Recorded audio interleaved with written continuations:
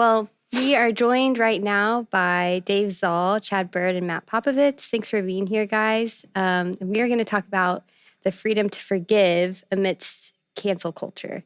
So as we're starting off, my first question is, what is cancel culture? For those who, there's probably not that many people, but maybe the few who have not heard the term.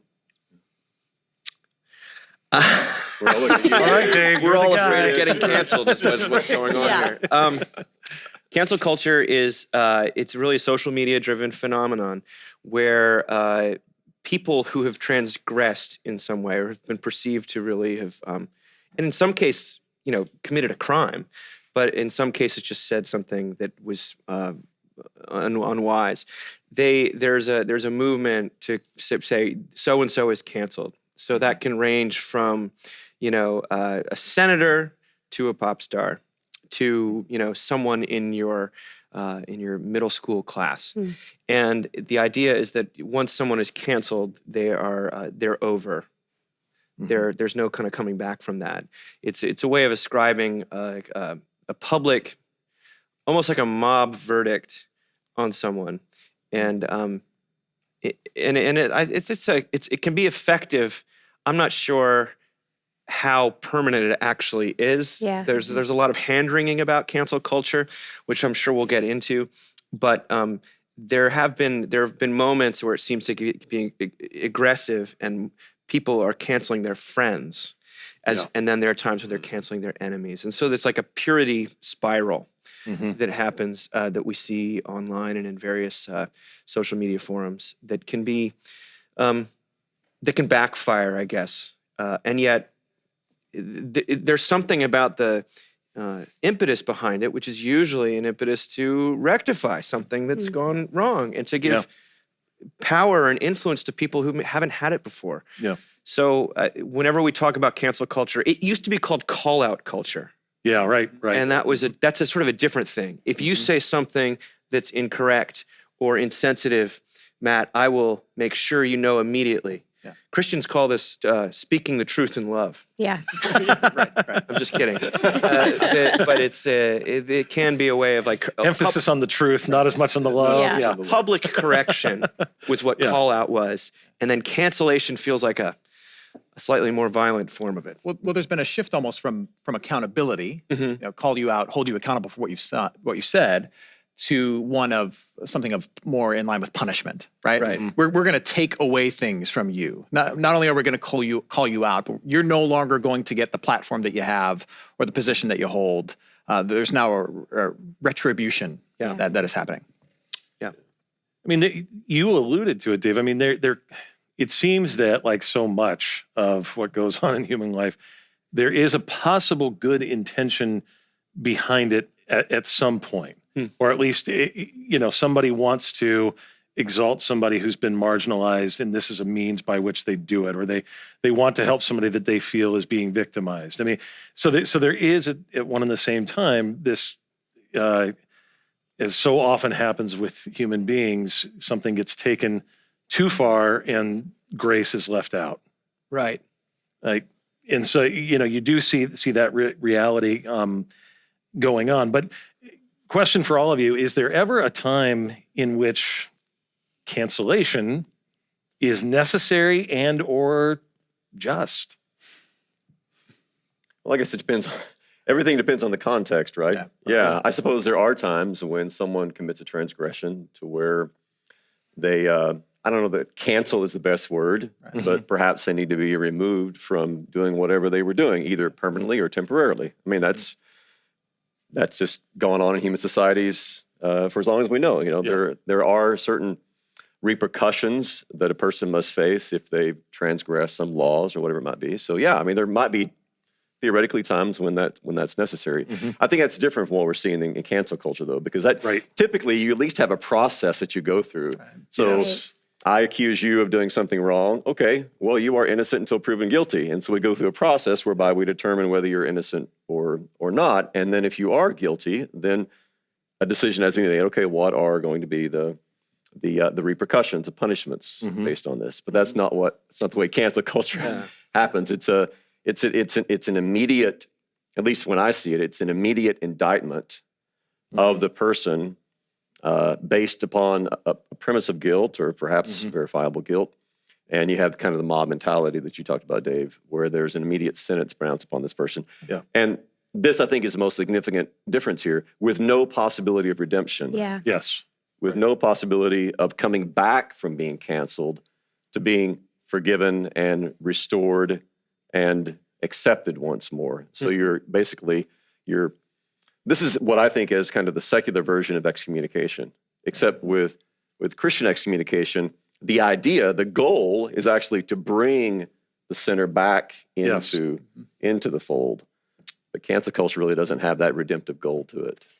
Yeah. Do you think that's a confusion between the concept of justice and cancel culture? Is that kind of what's going on here, or is there something else happening? Yes, I think that there's an impetus, there's a motivation for some justice and to see some, but it turns into revenge really quickly. Yeah. You know, That's a good I think it's like Ruby Sales, who's she's a African American, a black lady who is a civil rights activist, and she said that something like justice without any possibility of redemption is revenge. Yeah. And I thought to myself that's a remarkable way to put it.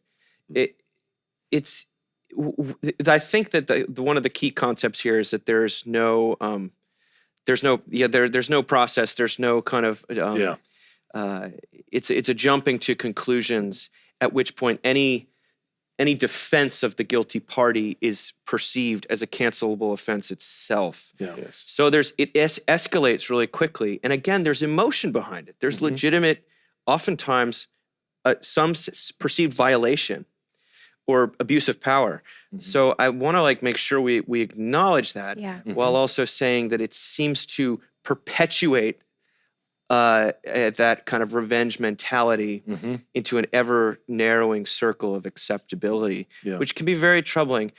Though I think Chad alluded to something, though, is I always read that the sort of evangelicalism, capital E, they sort of pioneered cancel culture in certain ways. If you were a pastor and you did something wrong, the intent on paper may have been, we want to restore this person. Yes. But in practice, it was like, we wish you were dead. Yeah. And we're running away from you as fast as we can. No acknowledgement of your continued we don't want to be existence tainted in by the your world. stink. Yeah. It reminds me of the 80s anti-drug commercial where, the dad barges in on the child who's doing drugs. And he says, "Where did you learn this?" And the kid looks up at the father and says, "I learned it by watching you." Oh, yeah. And I remember that well. And there is a bit of that happens here. I mean, the church has very, evangelicalism, capital C church, however you want to frame it, has gotten really good or was really good at canceling people, at saying, farewell, Rob Bell, or whoever it was that we wanted to cancel for whatever reason. Yeah. We kind of perfected this art, and we did it very publicly, and then now we want to bemoan the fact that society kind of learned. You could make a case, learned some of this from us. Yeah. It tends to be the people that are complaining the loudest about cancel culture are usually the people that are getting canceled, which happens to be my specific demographic. So you feel a little bit on shaky ground talking about any of this. And yet, as Christians, anything where forgiveness is seen as a weakness, or as a travesty, or evidence of injustice itself, rather than a possible response to justice, is something that is going to rub up against my core convictions as someone who looks to Jesus as he who was canceled, he who we canceled. Well, and justice has in mind a good ending for all, all. Justice has in mind the flourishing ultimately of all involved, and there is a belief that with justice, even the person who's called out, the person who's held accountable, this is ultimately for your good, and that there is through this process a good ending in mind for the one who was oppressed and for the one who did the oppressing. That's the ultimate aim of I would say biblical justice. And yet what's absent in the cancel culture is, the idea of the good ending for the oppressor, for the guilty party, right? And that's what makes this so difficult to watch and so difficult, so frightening, honestly, to wonder if you're ever going to be at the other end of it. Because in a world where there is this constant cry for repentance, yet you're not allowed to ever proclaim someone forgiven, Yeah. that is frightening, and that's a world I don't want to live in. Don't you think that inevitably results in people feeling that the only way to survive is to not confess or admit their wrongdoing? I mean, it gets to the point where it's like deny is the only way that I can survive, even if they've got us on film doing this wrong thing. That becomes the means by which you try and escape. Yeah. And that's part of the unsustainability of the cancel culture. Because if all we do is keep on denying that we are part of the group of sinners, then there's never really a possibility of repentance and restoration. Yeah. And I mean, it's damaging to society, it's damaging to individuals, because if I can't confess my wrongdoing with the hope of being forgiven, then I'm going to live with despair. I'm going to live with guilt. I have no way to get rid of it. And so there's no possibility of confession and absolution and restoration. Yeah. Yeah, I think I've heard a lot of you guys say something about process, that there's a process to justice, and it seems like social media just throws a huge wrench in that. Yeah. So what do we do? Like, is there a solution, a way to get back to not this kind of immediate emotional response? And I think you could think of it in terms of what do we do as a church, but maybe what do we do as individuals when we really want to go after someone who has wronged us, and we're even justified in doing that? What is the right process to handle that? Well, I think Elise was pushing us in that direction in her presentation today. She talked about how if I think that I have my act together, I'm much less inclined to help you if you don't have your act together. So if I put myself on a pedestal and looking down at others, I'm much less likely to give them the assistance and the love that they need. So the more that I see either someone that I don't really know on social media or someone I do know on social media mess up, the more that I understand that I am also messed up, and I've wrecked my life before, and I may wreck it again. And in other words, the more I understand my own anthropology as a sinner, the more I'm able to reach out in compassion instead of in judgment to someone else. So looking at people not just as a name on a screen, but as a flesh and blood human being who shares my same anthropology, understanding that they're a mirror of my own brokenness and weakness, is going to be at least a step in the direction of reaching out with at least a desire for truth and compassion, rather than a swift move to judgment and kind of an execution online. Because there's a real scapegoating dynamic where I can foist all of my own fears about myself onto that person, and I can distract everyone from any potential thing I'm doing wrong. Yeah. But I can also we can blame this person in the middle, and of course, and then we'll feel good for a little bit once they've sort of wandered off into the wilderness, and then the tension builds back up, and we need to do it again. One thing I'll say, two things. I think that we need as sinners acknowledge that it feels good. Yeah. We are cancelers. Yeah. Yes. I want to cancel people that are into cancel culture, you know? And so anger and indignation, that self-righteousness, it's a drug. It's just as intoxicating, and it's just as spiritually damaging as anything. Yeah. And so it feels good, and we have to acknowledge that it's a vice. Yeah. And it's a vice that is being fed through technological and all sorts of other means right now in a way that we can't really handle. Yeah. I think secondly, though, we need to acknowledge that is just as fast as you can get canceled, people will forget about you as well. The cycle goes really quick. So we think this is forever and ever. Amen. There's no coming back from this. And then like 10 minutes later, people are talking about Beyonce. You know, it's a very short attention span. So I remember reading a New York Times article about some people that have been canceled. These were mostly journalists who had contradicted prevailing narratives and had upset people. And it turned out all of these people that had gotten canceled had gotten in touch with each other and were hanging out together.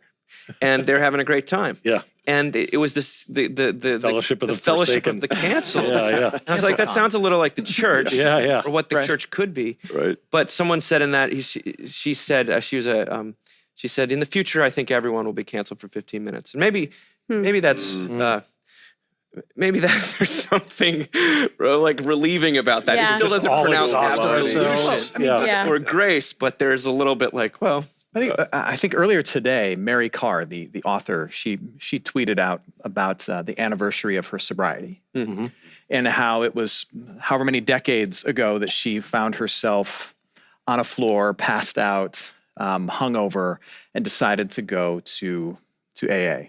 And she said, sometimes the people who've been forced to the dark basement, meaning those in the AA group who meet in the church basement, they carry the light. In that, in having to be in that place of brokenness and then having to gather with the other broken, that's where she found the light. That's where she came to faith. That's where she found the light of forgiveness and mercy and restoration. And so I think there is something to the community of the canceled, right? Where they gather with no pretense of their ability anymore, no pretense of their holiness or righteousness. They've been canceled. They know that they've also sinned. They carry it fully, and yet there is a mercy and a grace that they begin to celebrate among one another. And that's what the church is supposed to be. Yeah. It is interesting. There's been a couple of NPR-related podcasts, This American Life. I can think of an episode of Invisibilia where they had an episode called The End of Empathy, in which they and you probably listened to it, I'm sure, but and This American Life, in which a segment ended with the journalist saying, forgiveness is overrated. And there seems to be this, there seems to be more and more, and maybe not more and more, maybe it's coming to an end, I don't know, but this growing call that there's a danger in extending forgiveness or showing empathy to these people that have done wrong. yeah, it's born out of the sense that this has been a coping mechanism. Yeah. When, if you remember when the terrible shooting, the Dylan Roof shooting happened in Charleston, Yes. and these black women at the Methodist Church got up there and publicly, a few days later, forgave him. Oh, I remember. They were vilified. Yes. And they were said, this is a coping mechanism from people who have suffered greatly. We understand where it's coming from, but it is terrible. Yeah. And, if you tell, I imagine, I wondered at the time what those ladies must have thought. It's like to be told that what you're doing out of Christian conviction is a coping mechanism. It's like, well, it's a coping mechanism with life. Yeah. And it's a terrible that it would ever have to be, we'd have to cope with something like that. Yeah. And I'm so glad I haven't. But I wondered, there is a serious resistance to, you saw a microcosm of people being like, this far and no further. Yes. This forgiveness thing has done nothing but allowing it to continue. It's extended the injustice. And This is the how, fear. Yeah. as a Christian, I have to listen to that. Yes. I'm like, this is born out of rage at injustice Yeah. and oppression, and we need to listen to that. Yeah. Yeah. Does that mean that forgiveness and our central message, which is that sinners, God loves sinners, should be somehow suspended? I don't think so. Yeah. I think that the upping of the law or the recompense and retribution will lead to further escalation, Yeah. in fact. And that's not a popular message, but it is also one that I look to those oppressed groups as people that have modeled it in ways Yeah. that we can learn from, Yeah. rather than distance ourselves from. Yeah. And there is risk with forgiveness, I guess you could say. Always, sure. I mean, forgiveness is I guess you could say, dangerous in the sense of because people who have been canceled once perhaps might be prone to doing something that would get them canceled again. Yeah. But that's not the end goal of forgiveness. The end goal of forgiveness, I would say, is not to make sure that this person receives grace with the end in mind that they don't do this ever again. Certainly, we don't want them to do the terrible thing ever again. Yeah. But we forgive to unburden consciences, to free sinners. We forgive to extend God's love and to give to another human being the love that they desperately need, that we can't live without. And so does that carry with it the risk that someone's going to go out and do something again? Sure. I mean, I'm sure that the next iteration of the story of the prodigal son involved him going back to Vegas at some point. It probably did. Right. Yeah. Robert Capon does such a good job of bringing up that possibility. Speaking of him, Yeah. both of what you said reminded me of a quote of his. I can't say it word for word, but he says, "What's really made a mess of the world? Grace, forgiveness, turning the other cheek, or guilt and revenge and retribution?" Well, it's pretty obvious when you look at human history what's made a mess of the world. Right. Yeah. And it's rarely grace and forgiveness and turning the other cheek. But we certainly see what retribution and revenge and guilt and punishment tend to do. Yeah, but it's a miss. And when we're poo-pooing forgiveness, or when you hear it disparaged, it's I always feel like there's an understanding of forgiveness as a sort of what forgiveness is saying is that whatever happened didn't matter. Yes, right. When a Christian at least understanding of forgiveness is actually it mattered so much that blood needed to be shed. Yeah. That there's a cost to it, that to sin, and there's real consequence, and it's not in any way arbitrary or casual. Yeah. But what people often hear is that, well, you're telling me to forgive, and that means you're telling me to say that it didn't matter or it didn't happen. Yeah. And I think no, I'm saying it's so dark that the Son of God was nailed to a cross, and that's again. That's also not something we always want to hear. It's not something I always want to hear, that I'm the person who put him there. Yeah. But it's a, I was thinking when you were talking, Matt, I had this idea of a devotional that was written only by disgraced former pastors. It was just like nothing but canceled pastors. I was like, what? I'd be so interested in knowing what they actually thought about these Bible passages. And then I approached a publisher about it, and had two different publishers. They were like, that sounds great. And then they thought about what it would actually mean. Well, they'd have to be anonymous, and you can't platform these people, and let's just forget we even had this conversation. Like, those people are not alive still, right? And I thought to myself, and I wasn't willing to risk my reputation. I didn't want to get canceled. Yeah. So Maybe 15, forget that I 17 said that, and erase, rewind. Yeah. I mean, there is another danger in forgiveness, what kind of along what you were saying, Dave, in the fact that forgiveness implies judgment. So for me it's scary to tell someone, I forgive you, because what you're saying is you wronged me and you hurt me. And I find myself struggling with that. I think a lot of people struggle with that, whereas cancellation is that easy, quick kind of feeling of justification. It's almost reverse of what it actually is, the way that we feel, whether we are forgiving someone or canceling someone. It's more cathartic than it is actually effective, perhaps. Yeah. What would you say to someone? I mean, so flipping the tables a little bit with the remaining time we have here, what would you say to someone who has been canceled, experienced that, sort of awful moment of the mob coming after them? What would you say to them about the value of grace and mercy and forgiveness being extended by them to the cancelers? I don't think you can ever command. I mean, the command to forgive someone is the law. Let's not forget 100%. Yeah. And so, like, a lot of times when people there is a pressure that maybe in the past has been exerted on people who've been horribly mistreated. You just have to forgive this person. Yeah. And that's not what we're talking about. We're proclaiming the forgiveness of God.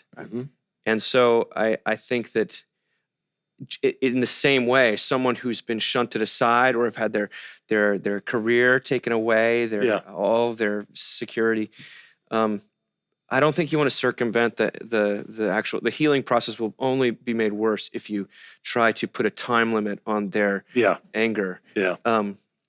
And yet, we also know that some people go down to the basement and never come out. Yeah. And that kind of bitterness can consume a person and really eat you alive. Yeah. So I think again, I'm always very interested in what people who've been canceled have to say. Yeah. Because usually they give you some kind of narrative about being freed. Yeah. Yeah. It was only when everything was taken away that Yeah. I knew who I was, or I knew who really loved me, or I finally figured out what I wanted to do. Yeah. I mean, and that no one wants that. No one wants that experience, and yet it does seem to bear fruit if these stories are of any indication. Well, if my own experience is any indication, the more that you hear that you yourself are forgiven in Christ over and over and over, then the more you are ready and willing to extend that to people that have canceled you, sinned against you, whatever it might be. And that does. So it wasn't the more and more you heard somebody saying you need to You're right. forgive, but you are forgiven. Yeah, it wasn't the pointing finger; it was the bloody cross that did it. The more that was poured into me, this grace, the more then I moved in this gradual process toward saying, "Why am I holding this bitterness and anger within me? Just get rid of it." And that is a freeing experience. The weight does drop. And sometimes you have to go back and do it again and again. But that's fine because God keeps forgiving me, and so I keep extending that to others too. Is that the message you think people that want to cancel, people that are kind of, gung-ho about going after people, is that the message they need to hear as well? Is there anything else that we should tell those people? Yeah.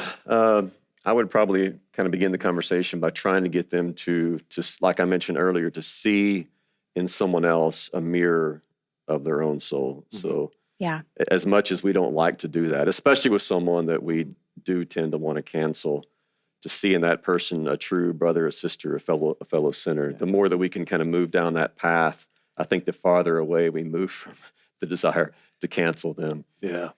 So making that move toward empathy and in awareness that where they are now, I could be, is going to help us to move away from kind of the judgment and execution toward forgiveness and mercy.